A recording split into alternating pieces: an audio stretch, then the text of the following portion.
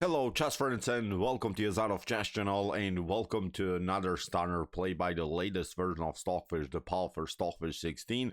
Today we see the fish battling it out against another top engine Midnight in a spectacular bird opening with the black pieces, and this game, I guarantee, has really one of the most spectacular queen sacrifices of all times, in my opinion. Really crazy game.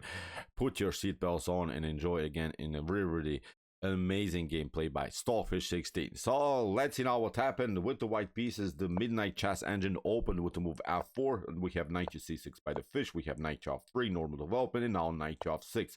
We have now the move c4, d6 by the fish, and after move d4 by Midnight, Stockfish immediately decides to play a very aggressive method with the move e5 in the center of the board. Although this square is taken 3 times by both of these pawns, but also by the knight, still Stockfish makes progress immediately here in the center, and after move d takes e5, now Stockfish plays a very interesting line, knight to e4, temporarily sacrificing a pawn. What's the issue about this line? For instance, if white continues now with e takes d6, then you should not worry so much. You get a piece out, and you see now 3 minor pieces are already out, so Stockfish is relying simply on piece activity rather than just to count pawns. We have now already 3 pieces out. White has only 1 piece out. For instance, you try to continue maybe with knight to d2, you want to challenge this powerful knight on e4, then you again develop bishop to f5 takes, maybe something like bishop to e3. But look at this, after queen to e7, although down a pawn, I guarantee I would love to play now this game with the black pieces. There's now the tension on the e file. The bishop on f1 is stuck here on the starting square. We can maybe even castle queen side. Many tactical problems. I don't know, knight to b4, knight to c2. I don't know, bishop to b4 is working. So too many options here for black.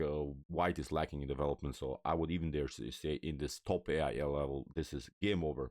Here for white. So that's why after knight to e4, Midnight continued with the pressure against this powerful knight. Stockfish retreats to c5, and now knight to c3 by white here. Normal development. We have d takes e5, we have f takes e5, and so far in this line, Midnight has an extra pawn, has also the space advantage in the center of the board, but again, the issue is now the lack of development of the light square bishop. This bishop is not playing so far. It's simply stuck here on the starting square, simply blocked out by its own pawn structure. So after f takes e5, bishop to e6, b3 by Midnight, protecting now the pawn on c4, and now knight to d7. Stockfish wants, of course, the pawn back.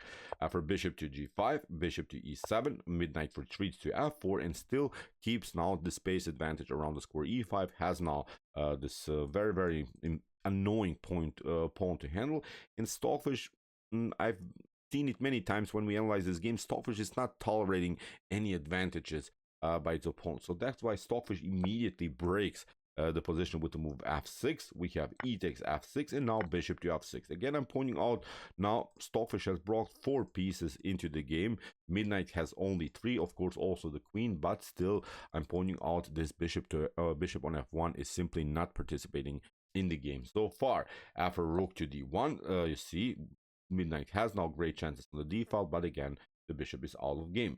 Kingside castling here by the fish, e3. Midnight is slowly but surely trying to get the bishop into the game, and now the real fun starts. Stockfish is not allowing here Midnight to breathe. So if Stockfish allows here this bishop to come out, and also if Stockfish allows here white to castle, then of course white is up a pawn and could have a favorable endgame. That's why Stockfish has to be fast, and Stockfish immediately plays only attacking moves. First of all, knight to b4, hitting the queen. Where should you go? You cannot play, of course, here because you're getting in front of the dark square bishop, and then some tactics like knight to a2 are working. You take, and then bishop to c3. Much better position, of course, here for black. After knight to b4, that's why queen to c1, and now Stockfish plays the impossible move. In this particular position, Stockfish played the amazing knight to c5. Really wild stuff, sacrificing the queen for the rook. And of course Midnight has to now accept the challenge, takes out now the queen. We have rook from a to d8, and see now the huge threat is now the move knight to d3, and the queen is still overloaded to the defense of the knight on c3 here. So that's why a very tough position now for white to handle. Although you got the queen, but look at this, the king is stuck in the center of the board. As I mentioned before, four minor pieces are dancing here in front of white's king. The rook is very active. Even this other rook can of course participate in the game, maybe through the e file. So now black has here really an amazing attacking formation. Now black is playing simply in beautiful attacking harmony. So what should you do? What you could do, of course, is try to something like bishop to c7. Stockfish, my Stockfish engine at home suggests that this should be the best move here for white. But then again, this idea, knight to d3, bishop to d3, knight takes d3 again with the fork, the royal fork against the king and the queen. And even if you try, I don't know, king to d2, you're trying to escape, then knight to c1 comes with a check, you're trying to takes, and now you have to again pick up the knight. Look at this, bishop to c3 is game over here for white. Of course, white lost a piece, black is up a piece. Not a good continuation. After knight to d3, what you could do is of course to play king to e2, not going of course in front of the rook on the d file, but again knight to c1 comes with a check, you have to take. And again, I think black is better here because of the situation where we up the exchange. We simply play now rook to d7, attack the bishop, and black is up the exchange, has also this amazing bishop pair. Very, very tough position, of course, to handle here for white. So that's why after rook from a to d8, midnight tried something else, played now king to e2, but look at this, the bishop is again stuck here, is now covered by its own king, and when the bishop is playing, then of course also the rook is not playing, and now again Stockfish has great chances here. Look at this attacking formation is really amazing here against white position. So that's why knight to d3 immediately hitting the queen. We have queen to a1. Again, midnight is trying to connect now the queen to the knight, and now Stockfish plays this tactic that we have seen previously, knight to a2. Again, a stunner.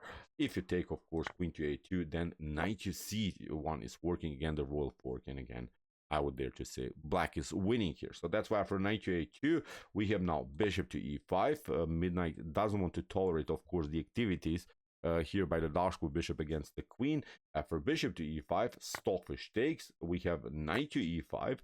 Midnight gets rid of this annoying bishop on dark squares, and now knight to c1. Again, a new check. Stockfish got out with the tempo and has now great chances, of course, in the game, because again, white doesn't have good escape squares because the f file is closed by this rook. So that's why you have to now go in front of this rook on the d file. Amazing here tactical sequence by the fish. So that's why king to d1.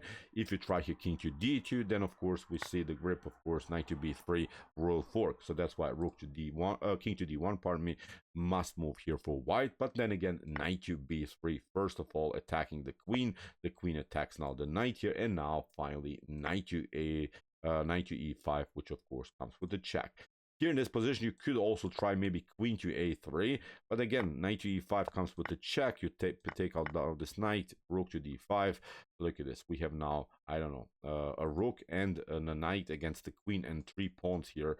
So this is, I think, not a compensation. This is, of course, a much better situation here for black. So that's why after knight to b3, as we mentioned, queen to b1, knight to e5 check, bishop to d5, knight to c5, and now Stockfish has everything under control. Brought now the knight back into the game. This pawn is protected. This is not working here. c6 is now the huge threat because the king is lined up still on the d file. So that's why knight king to e1 getting out of this d file mess, and now c6. Anyway, we have queen to a1 attacking now the knight on e5, and here Stockfish took with a beautiful move, bishop to d5. The problem again here, look how dirty these tactics by Stockfish are. You cannot again even take out here this knight on e5 because you get this one.